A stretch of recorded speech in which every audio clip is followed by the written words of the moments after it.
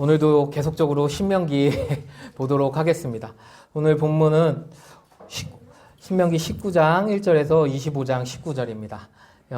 계속 신명기 계속적으로 하고 있는데요. 오늘의 제목은 5계명이라는 것, 계명으로 잡았습니다. 5가지의 계명을 이제부터 연속적으로 나눌 텐데요. 1계명부터 4계명은 하나님과의 계명, 그리고 5계명부터 10계명은 사람과 사람의 관계에 있는 계명인데요. 그 중에 5계명은 나머지 6계명부터 10계명의 밑받침이 됩니다. 그리고 그 밑받침을 바탕으로 6계명부터 10계명을 이 시간 함께 보도록 하겠습니다.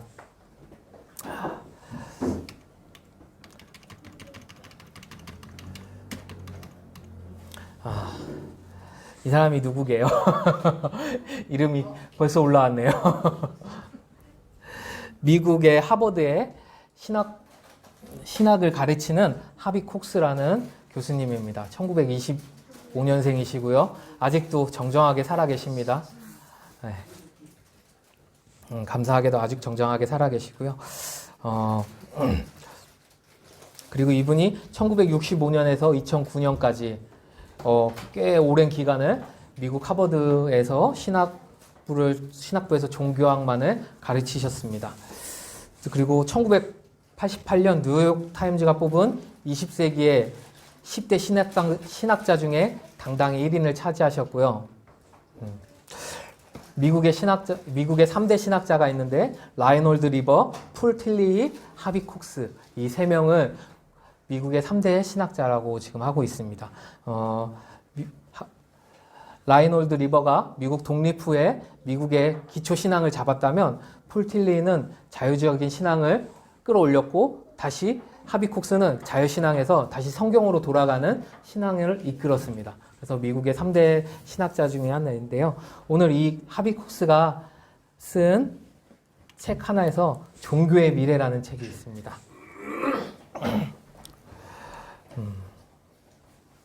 우리나라 하비 콕스는 이거를 수업에서는 신학의 미래라는 수업으로 진행하였고요. 우리나라에서는 그 수업을 모아서 종교의 미래라는 제목으로 번역되어서 나왔습니다. 이 책에서는 특이하게도 신앙과 믿음을 구별하고 있습니다. 신앙과 믿음을 구별하실 수 있으신가요? 신앙과 믿음의 구별이 뭘까요? 한서야 숨어있지 말고 신앙과 믿음이 구별해봐요. 신앙은 뭐고 믿음은 뭐라고 생각해요?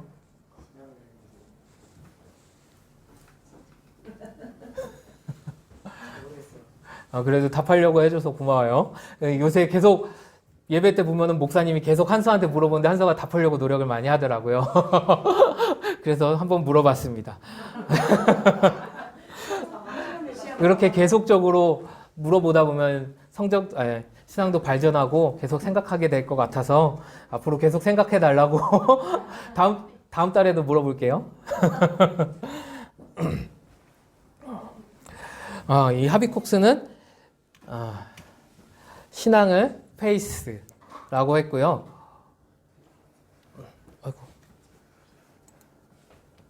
믿음을 빌리프라고 번역했습니다. 그 중에 이 신앙은 자기의 전 존재를 투신하는 삶의 방식을 말합니다. 우리가 신앙을 가졌다고 하는 것은 그냥 교회에 다니고 절에 다니고 어떤 종교에 침체해 있는 것이 아니라 자신의 온 전 존재를 우리가 믿는 신앙의 존재를 위하여서 그 신앙의 방향을 향하여서 자신의 전 존재를 투신하는 삶의 방식을 신앙으로 정의하였습니다. 그럼 믿음은 뭘까요? 믿음은 지식이나 교리를 참으로 승인하는 이성적 인식으로 정의하였습니다. 신앙은 자기의 삶 전체를 투신하였고 믿음은 이성적으로만 인정한 것입니다. 신앙이 마음속에 깊이 자리 잡은 확신을 온몸으로 표현한 것이라면 믿음은 머릿속에 있는 지식적인 작용한 것이라고 구별하였습니다. 이렇게 구별한 이유는 기독교 2000년 역사를 구별할 때 죄송합니다. 하나가 빠졌는데요. 그 중에서 믿음에 s를 붙여서 복수로 만들어서 믿음들로 표현했는데요. 이 믿음들은 신조로 했습니다. 여러 사람들의 믿음이 모여서 신조를 만들었고, 지금의 우리가 사도신경을 하듯이 이 믿음들이 모여서 신학을 만들고, 이 신학이 신조가 되었습니다. 그리고 이 신조를 그리스도교 시대라고 불렀습니다. 하비쿡스는 여러 신학자와는 다르게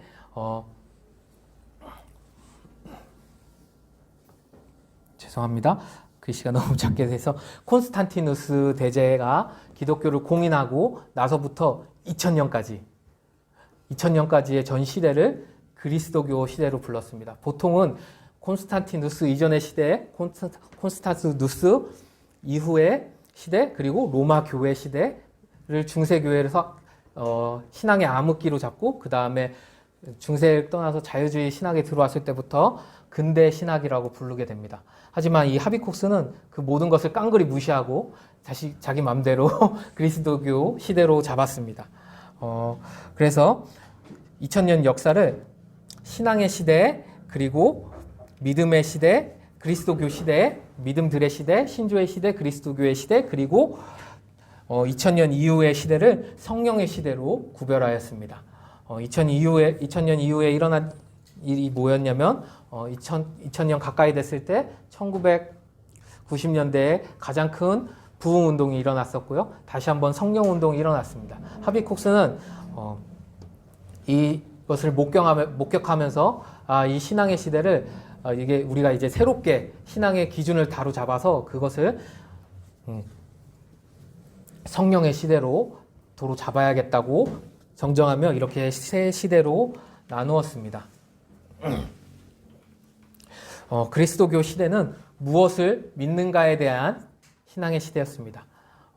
예수에 관한 믿음, 예수에 관한 생각, 예수에 관한 우리의 지식적인 믿음을 믿었던 시대입니다. 그렇기 때문에 많은 신학들이 발전하였고, 많은 것들이 발전하였고, 신학만 좋은 방향으로 발전한 것이 아니라 역사신학이라든지 문서 비평이라든지 여러 가지 성경을 비평하고 예수님이 실존까지 비평하게 되는 그런 신학이 발전되었습니다. 그래서 자유주의 신학이라고 하는데요. 그 자유주의 신학까지 발전하게 되었고, 이 신학의 시기를 예수에 관한 믿음에 대한 시대라고 보았습니다.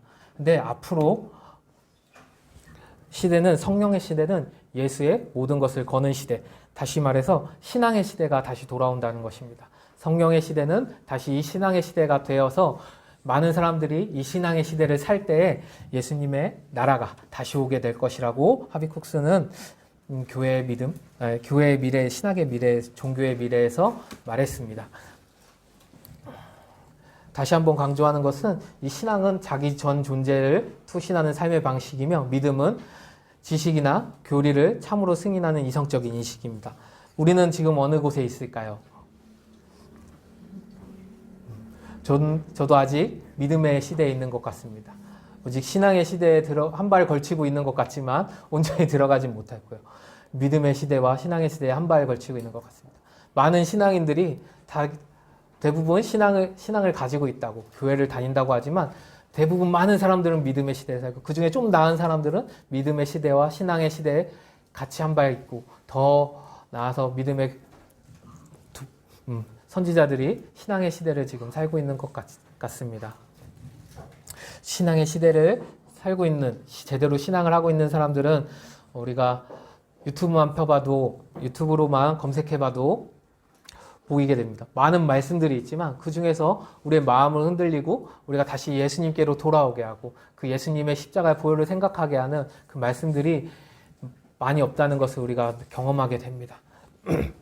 그렇게 우리가 신앙의 시대를 이끄는 사람들 사이에서 좀 더 분별력을 가지고 우리가 신앙의 시대를 살아갔으면 좋겠습니다. 하비콕스는 이 신앙의 시대와 믿음의 시대, 신앙과 믿음의 긴장 관계가 굉장히 중요하다고 말했습니다. 이 긴장 관계에서 어느 것을 선택할지, 그리고 이 긴장 관계에서 세상 가운데 나가 어떤 모습을 보여줄지가 굉장히 중요하다고 말했는데요. 이 말씀은, 이 비교는 단지 종교의 미래에서만 해당되는 것이 아니고 지금만 해당되는 것이 아니라 바로 오늘 신명기의 말씀에도 중요하게 해당하고 있습니다. 생명, 가족, 부, 말, 마음. 신명기 19장에서 25장 19절은 십계명 6절에서 10절에 해당하는 말씀, 6에서 10계명에 해당하는 말씀입니다. 하지만 보셔서 아시겠다시피 너무 많은 규정들을 담고 있습니다. 그리고 복잡하게 나열되어 있고요. 산만하게 비치되어 있어서 이 얘기가 무슨 얘기지? 이 얘기가 왜 6계명이고 이게 7계명이 되는 거지? 정확하게 자르기가 쉽지 않습니다. 저도 이번에 공부하면서 조금 더 깊숙하게 배울 수 있었는데요. 많은 사람들이 이 계명을 6계명에서 10계명으로 통틀어서 이 중에 한 말씀들만 뽑아서 6계명이고 10계명이 7계명이고 8계명이라고 말하고 있습니다. 그러나 이 신명기를 자세히 들여다보면 말씀을 다 들어봐 보면 정확한 구별이 돼 있고 우리가 그 구별을 할 줄 아는 믿음과 분별을 가졌으면 좋겠습니다.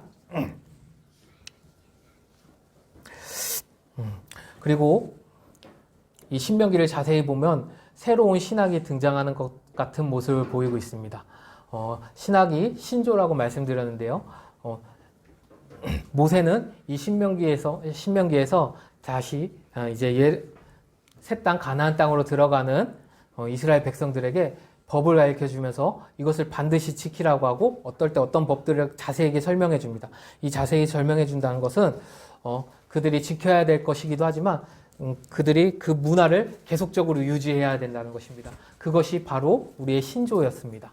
우리가 사도신경을 외울 때, 사도신조를 외울 때 우리가 사도신경을 그냥 외우는 것이 아니라 그 신조를 외움으로 말미암아 내가 이것을 잊지 않고 우리가 이대로 살아야겠다라고 고백하는 것처럼 모세는 이렇게 19장 1절에서 25장 19절의 말씀을 통해서 이스라엘 백성들에게 계속적으로 강조하고 있습니다.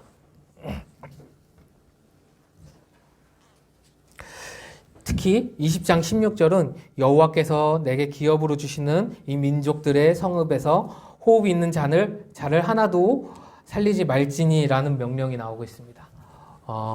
우리의 신앙과 신조가 어디에 기초해 있는지에 따라서 이 말씀을 받아들이는 것이 쉽고 받아들이는 게 어려운 것으로 나눠지는데요. 만약에 우리의 신앙이 도덕에 맞춰 있다면, 우리의 신조가 도덕에 맞춰 있다면 이스라엘 백성 말고 남은 모든 백성들, 그 땅에 거주하던 모든 이방인들을 다 죽이라고 하는 하나님의 말씀은 매우 두려운 말씀이고 이해할 수 없는 말씀입니다. 그러나 이스라엘 백성 공동체가 하나님의 백성이 되었고 하나님의 백성을 방해하는, 하나님의 백성이지 못하게 하는 적으로 간주한다면 그들은 반드시 무찔러 이겨야 할 적이었고 멸해야 될 적이었습니다. 그리고 죄였습니다. 우리가 하나님처럼 거룩하기 위해서, 하나님이 거룩하라고 하셨는데 그와 같이 거룩하기 위해서는 반드시 행해야 할 일이었던 것입니다. 우리의 신앙이 어디에 있고 어디에 기초해 있는지가 이렇게 중요한 것 같습니다. 오늘 본문은 앞서서 얘기했듯이 여러 가지 이야기들로 나와 있습니다. 그 중에서 크게 도피성,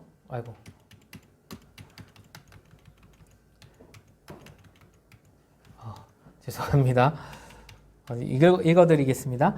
도피성, 그리고 도피성은 19장 1절에서 13절, 증언에 관한 규정, 19장 15절에서 21절, 전쟁에 대한 수행에 대한 법칙, 20장 1절에서 20절, 범인을 모르는 살인사건에 대해서 21장 1절에서 9절 등등 계속적으로 많은 큰 줄기들이 있고 그 큰 줄기들 밑에 자잘한 줄기들이 나열되어 있습니다.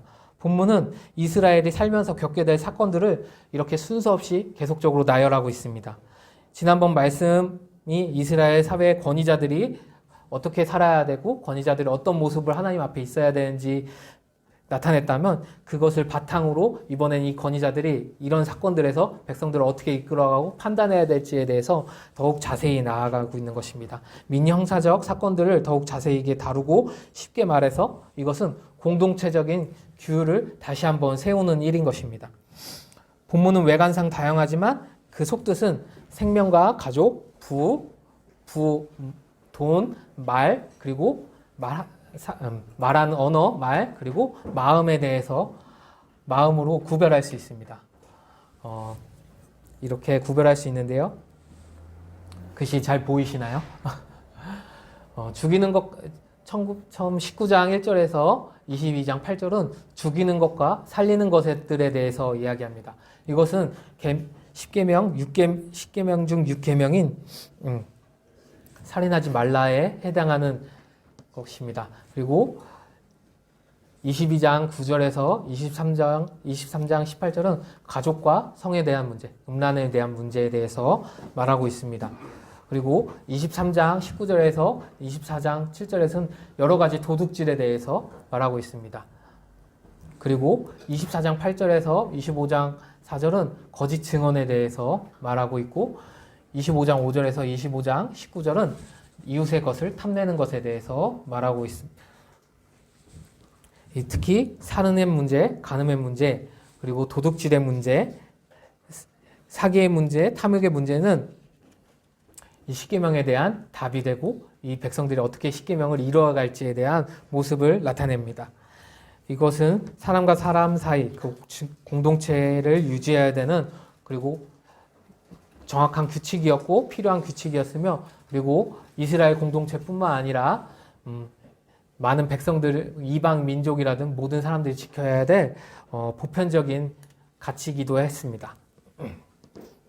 이 중에서 6계명 19장 1절에서 22장 8절은 6계명에 해당합니다. 이 6계명으로 보다 보면 이 본문들을 여러 가지 본문들과 이야기들이 나오는데 이렇게 나눌 수 있는 기준이 되는 것이 있습니다. 이렇게 나눌 수 있는 기준은 당시 셈족 문화에서 셈족어를 사용하는 문화에서 글을 쓸 때 한 가지 규칙을 지키고 있습니다. 그것은 비슷한 단어를 계속적으로 사용하는 것입니다. 한 문단에서 그리고 그것을 한 뭉치로 두고 다른 단어 뭉치를 다시 만들어서 사용하는 것을 사용하게 됩니다. 이것이 셈족어 당시 글쓰기에 대해서 글쓰는 규칙이었습니다. 그래서 그 기준으로 보다 보면 죽이다, 살리다, 그리고 피, 무죄한 피라는 단어들이 계속적으로 나오는데 이 부분들이 반복되는 부분이 바로 19장 1절에서 22장 8절인 것입니다. 내용은 16가지의 규정입니다. 16가지인데요. 모두 죽이다, 살리다, 피, 무죄한 피 모두 생명과 관련이 있습니다.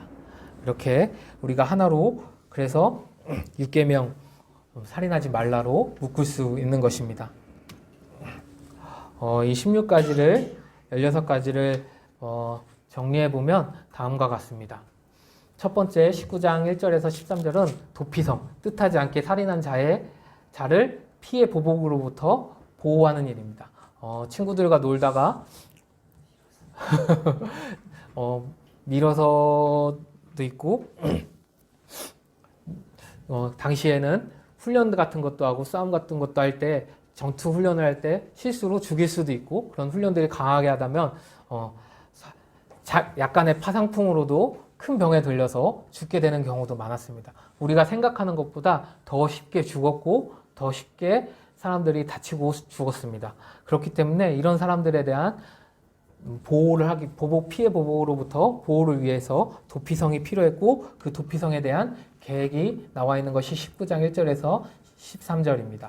그리고 19장 14절은 토지 경계선의 침범에 대한 금지 명령입니다. 근데 갑자기 살인과 피와 보복에 대해서 나오는데 토지 경계선이라는 것은 좀 생뚱맞은데 이 토지는 그 당시 사람들이 살아야 될 먹고 살아야 될 지금으로 말하면 돈 월급과 같은 것이었습니다.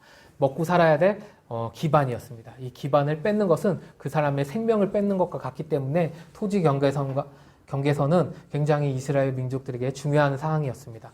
그리고 범죄 판결에서 두세 사람의 증언에 대한 확정에 대한 증언으로 확정하라는 말씀이 나옵니다. 특히 범죄 판결에 대해서 중요한 것은 한 사람의 판결으로 헛된 죽음이 되지 않을 수 있도록 그 사건으로 인해 잘못된 판결로 인해서 잘못된 증인으로 인해서 헛된 사람이 죽지 않기 위한 법적 제도였습니다. 그리고 전쟁 중에서도 전쟁 중에서도 양보할 것, 지켜야 할 것에 대한 규칙이 나옵니다. 또한 전쟁 중에도 불필요한 피 흘림을 자제할 것에 대한 규칙 또한 나오고 있습니다. 이것은 다른 민족에게 없는 오직 이스라엘 민족에게만 있는 법칙이었습니다. 다른 민족은 무조건 죽고 뺏고 자신의 맘대로 승리자의 권한을 사용할 수 있었지만 오직 이스라엘만, 하나님의 백성만 그 모든 것을 해야 할 수 없었습니다. 왜냐하면 이 세상 모든 사람들은 하나님의 창조물이기 때문입니다.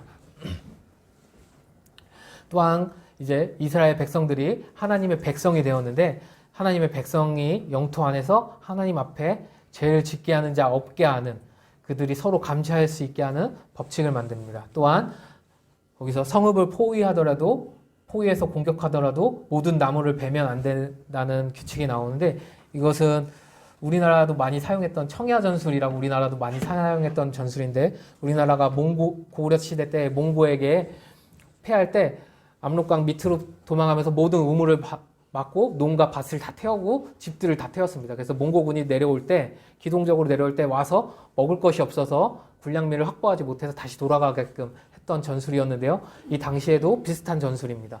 성읍을 포위해서 공격하더라도 그 성읍 안에서 버티는 사람들이 먹을 수 있도록, 살아남을 수 있도록 공격이 끝나더라도, 우리가 이 성을 가지지 못하더라도 그 사람들이 나와서 다시 삶을 영위할 수 있도록 하는 규칙입니다. 이것 또한 다시 그 사람들에 대한 생명에 대한 소중함을 다시 한번 일깨워주는 것입니다.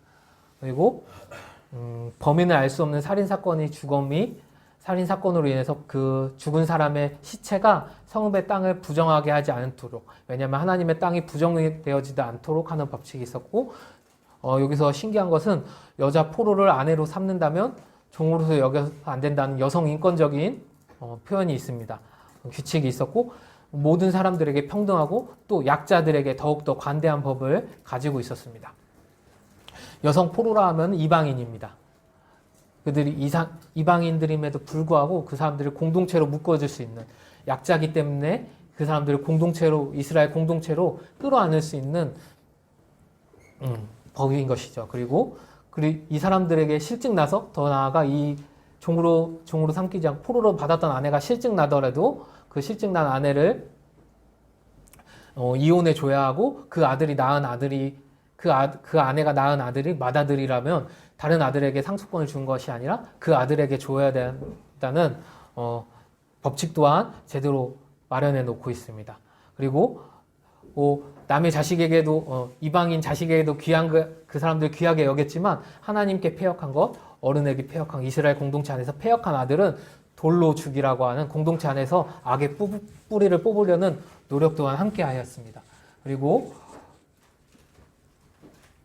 이런 방금 이렇게 해서 죽은 사람들에 대한 죽음의 성읍에서, 그리고 하나님의 땅에서 부정하게 하지 않기 위해서 이 사람들을 어떻게 처리할지, 이 시체들을 어떻게 처리해야 될지 법을 또한 만들었습니다. 그리고 거기서 길 잃은 소, 양은 주인을 찾아줘야 된다고 나오고 있는데, 이것은 앞서 이야기한 토지의 경계선과 비슷한 내용입니다. 양과 소는 당시에 그 사람들이 이스라엘 백성들이 목축업을 해야 했기 때문에 그 사람들의 재산이었습니다. 그렇기 때문에 이 재산을 찾아줘야 했고, 여기서 여자가 남자가 여자, 하나님의 법을 어기지 말라고 나오고 있습니다. 그리고 더 나아가 새끼 품은 어미새를 잡으면 안 된다고. 이것은 그냥 길 가다가 새끼를 품은 어미새를 잡으면 안 된다고 나오는데, 한 생명, 사람의 생명뿐만 아니라 하나님이 창조한 생명에 대한 권위를 인정하는 것입니다. 그리고 더 나아가 도피성과 마찬가지로 집을 지을 때 지붕에 난간을 만들어서 이 사람이 어떤 사람이 지붕에 올라 떨어졌을 때 그 사람을 집 주인이 살인자로 몰리게 되는 경우를 방지하는 것입니다. 그 당시의 집은 우리의 초가 지붕과 다르게 네모 반듯한 집이었습니다. 네모 반듯한 집이요. 이스라엘 집은 네모 반듯한 집인데 그가 건조하기 때문에 네모 반듯한 회색 집을 짓는데, 그 회색 집이 반듯하기 때문에 옥상에 올라가기가 쉬운데 사람들이 자주 떨어졌던 것 같습니다. 거기서 떨어졌을 때 살인죄를 범하지 않기 위해서 그리고 도피성으로 피하지 않을 수 있는 방법들을 이야기하고 있습니다. 이 모든 것이 다 그 결론으로 이 사람을 죽일 것이고 이 사람을 살릴 것이고, 그 피는 무죄한 피를 흘리지 말 것이며 그 피를 흘리게 할 것이며 라는 내용으로 그리고 생명과 연관된 말씀으로 규정되고 있습니다. 그리고 통합되고 있습니다. 앞서 얘기했듯이 이 규정들을 관통하는 모티브는 오직 하나, 생명입니다. 죽이다 살리다란 단어가 본문의 사례와 판례 그리고 규정과 가르침에 자주 등장합니다. 19장 5절, 6절, 11절, 12절, 20장 5절, 6절, 7절, 21장 21절, 22절, 그리고 15장 7절 등등에서 계속적으로 나오고 있습니다. 특히 21장은 교차대구라는 방법을 사용합니다. 우리가 지난번에 메노라 구조를 배웠는데요. 메노라 구조와 비슷하게 비슷한 방법으로 나오는 것입니다. A와 A-가 서로 짝이 되고 B와 B-가 짝이 되고 C와 C-가 짝이 되어서 하나의 문장을 만들고 그 방법으로 나옵니다. 피살된 시체를 발견하거든 어떻게 하라는 규칙이 나오면 마지막에 22절에서는 나무에 달린 시체에 대한 규절들이 나오고 있습니다. 그리고 포로된 여자를 맞이하면 어떻게 할 것이고 그런 사람들에 대한 규칙이 나오면 완악하고 패역한 아들을 어떻게 할 것인가에 대한 규칙이 나오고 있습니다. 그리고 이 아내 된 포로 삼은 여자가 더 이상 마음에 들지 않았을 때 이 인권을 어떻게 처리할 것인지 나오고 그와 함께 더불어 그 여자의 자녀에 대한 법칙도 나오고 있는 것입니다. 이 A를 살펴보면 알지 못하는 죽음, 피살된 시체, 나무에 달려있는 시체를 발견했을 때 자신이 정확한 방법을 알지 못하는 죽음에 대해서 생길 수 있는 내가 발견했을 때 그 사람이 범인일 수도 있고 여러 사람이 범인을 의심할 수 있는데 이 범인임을 피하기 위한 방법을 제시해주고 있습니다. 암소를 죽여서 그 자리에 놓는다든지 하는 방법으로 그리고 나무에 달려있는 시체는 걷어다가 하나님의 땅에서 멀리 버릴 수 있도록 하는 것입니다. 여기서 B는 부모와의 결별과 삶과 죽음에 대해서 좀 더 자세히 다룹니다. 포로된 아내를 맞이하려면 그냥 아내를 이쁘다고 그냥 데려오는 것이 아닙니다. 이 아내의 부모에 대해서 제사를 지내고 기도를 하고 하나님께 그 제사를 지내서 이 여자를 성결하게 만든 다음에 아내로 받아들여야 한다는 것입니다. 하지만 이방인이라도 이렇게 받아들일 수 있지만 하나님의 법을 어기는 사람에 대해서는 관대하지 않게 완벽하게 패역한 아들이 있다면 돌로 쳐 죽이라고 말하고 있는 것입니다. 삶과 죽음에 대해서 어느 것이 옳은지 정확한 기준을 갈라주고 있는 것입니다. C는 말씀드렸듯이 인권과 권리에 대한 다툼으로서 약한 사람들을 보호해주기 위한 방법을 제시하고 있습니다. 이렇게 신명기 21장에서 6계명에 대해서 여러 가지 방법으로 나오고 있는데 그 중에서 신명기 4장 41절에서 43절 함께 보도록 하겠습니다. 그때 모세가 요단 이쪽 해 돋는 쪽에서 새 성읍을 구발하였으니 이는 과거에 원한이 없이 부지 중에 살인한 자가 그곳으로 도피하게 하기 위함이며 그중 한 성읍으로 도피한 자가 그의 생명을 보존하게 하기 위함이라. 아멘.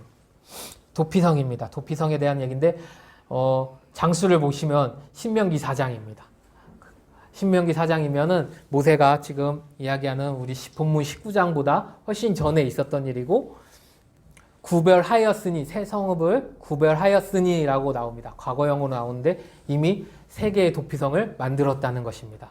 그리고 요단강 이쪽 해 돋는 곳, 그러니까 요단강 동쪽 부분에 이미 새 도피성을 만들었다고 나오고 있습니다. 그러면 도피성이 요단강 동쪽에만 있는 것이 아니었습니다. 우리 신명기 43절까지 읽었어야 되는데 죄송합니다. 신명기 19장 1절에서 7절 함께 읽도록 하겠습니다. 민족을 멸절하시고 내 하나님 여호와께서 그 땅을 내게 주심으로 내가 그것을 받고 그들의 성읍과 가옥에 거주할 때에 내 하나님 여호와께서 내게 기업으로 주신 땅 가운데서 새 성읍을 너를 위하여 구별하고 내 하나님 여호와께서 내게 기업으로 주시는 땅 전체를 세 구역으로 나누어 길을 닫고 모든 살인자를 그 성읍으로 도피하게 하라. 살인자가 그리로 도피하여 살만한 경우에는 이러하니 곧 누구든지 본래 원한 없이 부지중에 그의 이웃을 죽인 일, 가령 사람이 그 이웃과 함께 벌목하러 살림에 들어가서 손에 도끼를 들고 벌목하려고 찍었을 때에 도끼 자루가 빠졌어 그의 이웃을 맞춰 그를 함께 연 삶은 그 성읍 중 하나로 도피하여 생명을 보존할 것이라. 그 사람이 그에게 본래 원한이 없으니 죽이기에 합당하지 아니하나 두렵건대 그 피를 보복하는 자의 마음이 복수심에 불타서 살인자를 뒤쫓는데 그 가는 길이 멀면 그를 따라 잡아 죽일까 하노라. 그러므로 내가 내게 명한 새 성읍을 너를 위하여 구별하라 하노라. 아멘. 이번에는 내게 2절에 보시면 내게 기업으로 주신 땅 가운데서 새 성읍을 너를 위하여 구별하라고 말하고 있습니다. 기업으로 주신 땅이 어딘가요? 가나안입니다. 요단강 서쪽에 있는 가나안 땅을 말하고 있는 것입니다. 이 가나안 땅에서 새 성읍을 이제 가나안에 들어가면 바로 구별하라고 말하고 있습니다. 여기서 재밌는 것은 이 부지 중에 사람을 죽이는데 6절에 보시면 그 피를 보복하는 자의 마음이 복수심에 불타서 살인자를 뒤쫓는데 그가 가는 길이 멀면 그를 따라 잡아 죽일까 하노라. 부지 중에 사람을 죽인 자, 도피성으로 가야 할 자도 보호하지만 이 사람 피해 보복을 하려는 사람, 이 피해 보복을 하려는 사람도 보호하려는 목적이 함께 있는 것입니다. 모세는 요단강 서평으로 들어갈 이스라엘 백성이, 가나안 땅에 들어갈, 약속의 땅에 들어갈 백성이 모세가 이미 보여줬듯이 새 도피성을 다시 한번 만들라고 말하고 있습니다. 또 더 나아가서 8절 9절에서 보면 내 하나님 여호와께서 내 조상들에게 맹세하신 대로 내 지경을 넓혀 내 조상들에게 주리라 말씀하신 땅을 다 내게 주실 때 또 너희가 오늘 내가 너희에게 명하는 이 모든 명령을 지켜 행하여 내 하나님 여호와를 사랑하고 항상 그의 길로 행할 때엔 이 셋 외에 새 성읍을 더하여 라고 말하고 있습니다. 자, 여기서는 또 다른 기준이 나오고 있습니다. 하나님께서 이 조상들에게 말씀하신 땅대로 그 지경을 넓힌다고 했습니다. 이스라엘이 가나안에 들어갔은 다음에 그들이 9절에 보면 하나님을 사랑하고 그 명령을 지켜 행하여서 하나님 복을 주심으로 그 지경이 넓어지고 그 땅을 넓혔을 때 그 땅을 놀리는 것이 아니라 그 땅에도 또한 3개의 성읍을 도피성으로 만들라고 하고 있습니다. 도피성의 이 규정을 보면 굉장히 자세하고 미래지향적인 것이 있습니다. 그리고 더 나아가 앞서 7절에서 얘기했듯이 도피성을 여러 군데 만들어서 피해 보복조차 방어하려는 목적을 함께 갖고 있는 것입니다. 이 공동체가 하나님 앞에서 피 흘림을 최대한 절제하려는 것을 말하고 있는 것입니다. 그 중에서도 또 집중하고 싶은 것은 3절에 나옵니다. 새 구역으로 나누어 길을 닫고 모든 살인자를 그 성읍으로 도피하게 하라 라고 나오는데 새 구역으로 나누고 길을 닦으라고 하고 있습니다. 이 길을 닦는다는 것은 새 구역을 나눠서 앞으로 여기가 도피성이야 이 자리에 모여 도피성은 우리가 말하는 그 성읍처럼 성읍을 지어주는 것이 아닙니다. 그냥 그 사람들이 모여 살 수 있는 마을을 지정해 주는 것입니다. 마을을 지정해 주는데 이 마을로 가는 길을 닦아 놓으라고 하는 것입니다. 더 빨리 도망갈 수 있도록 그리고 계획만 하는 것이 아니라 이 계획을 하는 과정 중에 길을 만드는 건 오랜 시간이 걸리는데 이 길을 만드는 중간중간 계속적으로 그 계획을 꾸준히 실천하라는 것입니다. 꾸준히 실천해서 도피성을 제대로 만들고 하나님의 명령을 지키고 무고한 피를 흘리지 않게 하라는 것입니다. 이 무고한 피에 대한 계명은 하나님께서 사람을 창조하셨기 때문인 것입니다. 이스라엘 백성들이 이 살인하지 말아야 할 이유는 그 사람들이 우리를 죽여서 우리를 어떻게 했기 때문에도 중요하지만 그럼에도 불구하고 우리가 살인을 하지 않고 하나님의 백성으로 하나님의 창조물로 기꺼이 여길 줄 알아야 된다는 마음을 이곳에서 도피성에서 보여주고 있는 것입니다.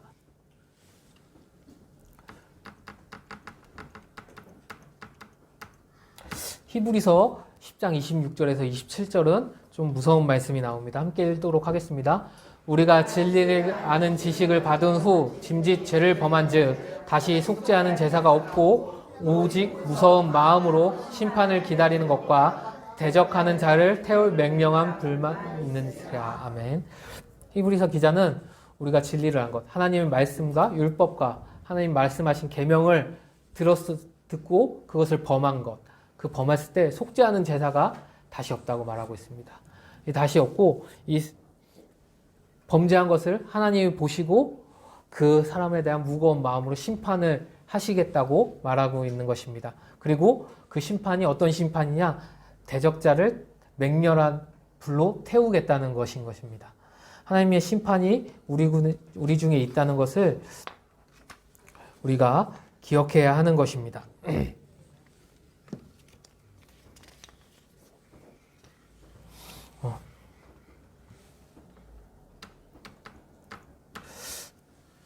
그리고 또 우리가 함께 볼 것은 아까 두 번째로 나왔던 경계, 살인하지 말라 이유, 도피성을 만들라 이유 나왔던 경계에 대한 이야기입니다. 특히 이 경계색에 대한 이야기를 가장 잘 나타내는 본문은 왕상 21절에서 29절의 말씀입니다. 우리 이 시간 함께 보도록 하겠습니다.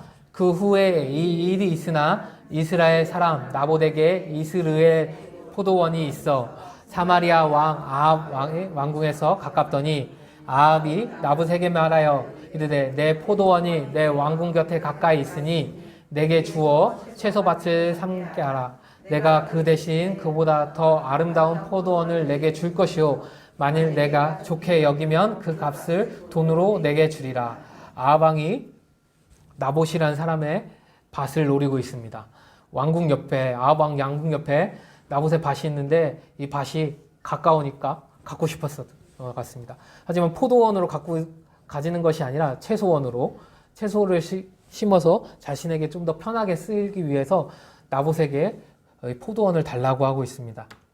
그런데 이 아합 왕이 뺏으려고 하는 것이 아닙니다. 자세히 보시면 더 아름다운 포도원을 주고 값을 원하면 더 많은 값으로 주겠다고 하고 있습니다.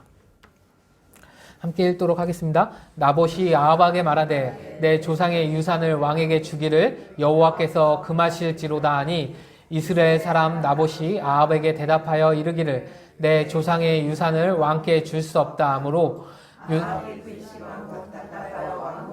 나가 침상에 누워 얼굴을 돌리고 식사를 아니하니 그 아내 이세벨이 그에게 나와 이르되 왕의 마음에 무엇을 근심하여 식사를 아니하니까 왕이 그에게 이르되 내가 이스라엘 사람 나봇에게 말하여 이르기를 내 포도원을 내게 주되 돈으로 바꾸거나 만일 내가 좋아하면 내가 그 대신에 포도원을 내게 주리라 한즉 그가 대답하기를 내가 내 포도원을 내게 주지 아니하겠노라 하기 때문이로다. 아멘. 여기서 보시면 아합 왕이 포도원을 달라고 하는데 나봇이 거절합니다. 거절한 이유가 내 조상의 유산을 넘기는 것, 경계석을 하나님께서 옮기지 말라고 하셨기 때문에 이 경계석을 옮기지 않겠다. 하나님께서 금하신 일을 하지 않겠다라고 말하고 있습니다.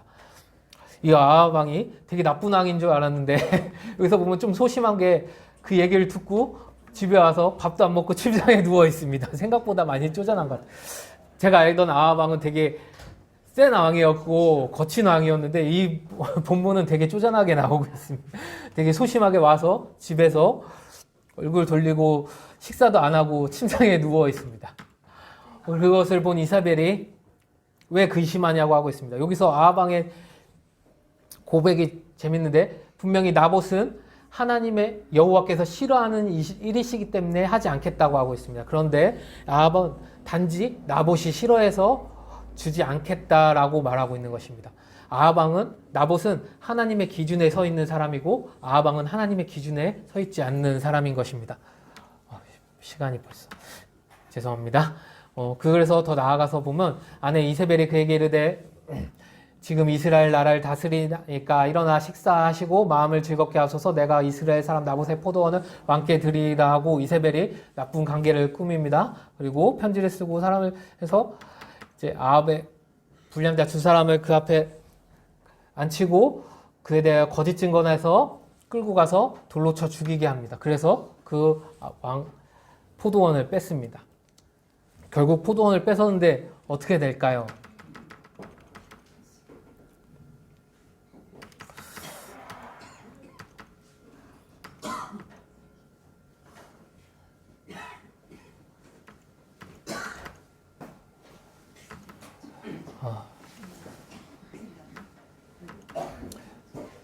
자, 17절 함께 읽도록 하겠습니다. 여호와의 말씀이 디셋 사람의 엘리야에게 임하여 이르시되 너는 일어나 내려가서 사마리아에 있는 이스라엘 아합 왕을 만나라. 그가 나봇의 포도원을 차지하러 그리로 내려갔나니 너는 그에게 말하여 이르기를 여호와의 말씀이 내가 또 빼앗았냐.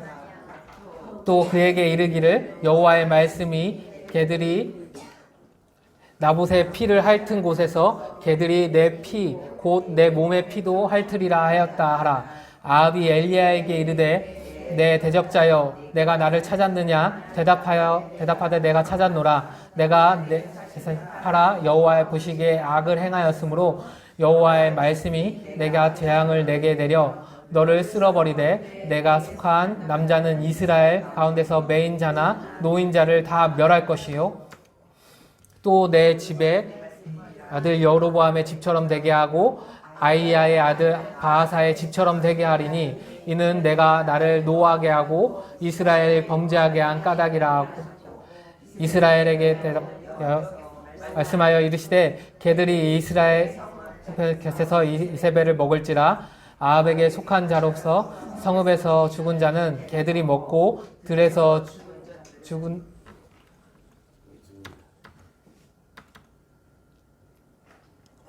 죽은 자는 공중의 새가 먹으리라고 하셨느니라니 예로부터 아합과 같이 그 자신을 팔아 여호와 앞에서 악을 행한 자가 없음은 그를 그의 아내 이세벨이 충동하였음이라. 하나님께서 엘리야를 보내서 말씀하십니다. 그리고 이후에 보면 아합 왕은 엘리야의 그 하나님 보내신 그 말씀 그대로 죽게 됩니다. 그리고 개들이 그 피를 핥게 되고 그리고 이세벨 또한 떨어져서 죽게 됩니다. 여기서 나오는 느밧의 아들 여로보암의 집처럼 되게 하고 아이사의 아들 바이사의 집처럼 되게 하는데 여로보암의 아들과 바이사의 아들들은 왕정이 바뀌면서 이스라엘 왕정이 바뀌면서 뒤에 오른 왕들이 그의 가족들을 그 전에 왕의 가족들을 모두 다 죽였던 사건을 말하고 있습니다. 모두 다 죽였던 사건이 그대로 아합 왕에게도 일어나게 되는 것입니다. 하나님께서는 그 말씀의 기준을 어디에 두고 있는지에 대해서 분명히 보고 계십니다. 앞서 얘기했듯이 우리는 신앙과 믿음의 기준에 서 있습니다. 신앙과 믿음의 기준. 오늘 설교를 준비하면서 하나 동영상을 봤습니다. 그 동영상 제목이 굉장히 자극적이었는데요. 10계명을 아직도 지켜야 할까요?입니다. 그것에 대해서 방어하는 말씀인데요. 제목이 되게 강합니다. 10계명을 왜 지켜야 할까요? 많은 사람들은 율법이 폐했다고 하고 있습니다. 하나님의 말씀은 예수 그리스도를 믿는 믿음으로 말미암아 우리가 구원받았기 때문에 그 믿음 안에 거하면 우리가 구원받을 수 있다고 하고 있습니다. 그러나 하나님의 방법과 말씀은 다른 것을 지향하고 있습니다. 세상 사람들은 믿음에 대해서 이야기하지만 그 믿음으로 끝난다고 하지만 하나님은 한 발 더 나아가 신앙의 자리로 우리를 부르고 계십니다. 10계명 중 6계명에 대해서 6계명을 하나님께서 이렇게 자세하게 풀이하신 이유는 저는 이곳에 있다고 생각합니다. 하나님께서는 이 자세한 것들을 지킴으로 말미암아 우리가 지키고 우리가 그것을 나를 보호하고 우리 공동체를 보호하고 상대를 보호함으로 말미암아 우리가 서로 신앙의 자리로 함께 가는 것입니다. 요새 오늘부터 우리 아이들이 기도에 대해서 다시 배우기 시작했습니다. 오늘 누구의 기도에 대해서 배웠어요? 모세의 기도에서 배웠습니다. 우리 금요일 목사님께서 신년에 들어서 금요일 날 우리 함께 기도하는 자리를 가졌는데 아이들이 처음엔 잘 기도하다가 지난주에 엄청 힘들어 하더라고요. 엄청 힘들어해서 다시 기도에 대해서 다시 배워야겠다 싶어서 다시 기도로 들어왔습니다. 근데 이 처음에 목사님이 갑자기 말씀도 좀 더 늦게 끝내시면서 기도를 30분 동안 하자고 하실 때 처음에 저한테 약간의 거부감 마음이 들었습니다. 아, 왜 또 늦게 끝나는 거야? 차라리 말씀을 빨리 끝내고 기도하자면 기도를 더 하지. 차라리 기도를 15분 더 하지. 그리고 제때 끝나면 되지. 라는 마음이 제 안에 순간 불쑥 들었었습니다. 하지만 첫 기도를 할 때 하나님께서 저에게 강하게 말씀하셨습니다. 네가 순종하는 자리에 있고 하나님께서 목사님을 통하여서 이 교회를 이끌어 가고 계시는데 네가 그것을 순종하고 하나님의 방법을 보라고 제게 말씀하셨습니다.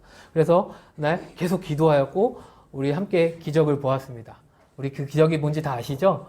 우리 예나 양이 방언을 하게 되었습니다. 그 자리에서.